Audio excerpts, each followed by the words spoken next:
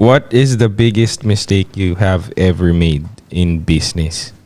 Sige, ikaw yan. Ikaw to si Mr. Businessman. Lahat naman tayo meron na. Pero Hindi, ikaw ang ikaw si Mr. Businessman. Tiwala sa maling tao.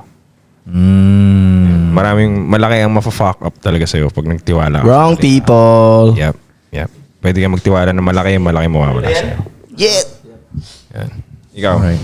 pinaka malaking pagkakamali sa business. Ikaw. Sa akin magtipid. Magtipid ba? Magtipid. Gusto ko yun, son. Wag ka Gusto ko magtipid. yun. Ang ganda ng sagot mong yun. Magtipid. Pinag-isipan ko yun, pre. Tama, magtipid. Wag kayo magtitipid. Oo. Sagad Tama. Sagad. Oo, sagad. Diba, Ives? Yeah. Yun nga din isasagot ko eh. Oo nga, yun na nga. Yun na. So yun ang natutunan mo rin. Naisapin. Huwag magtipid. Quality pa rin dapat, pre. Alam mo, tol, wala nga talagang yumaman sa pagtitipid eh. Meron Ito ba? yan, I agree.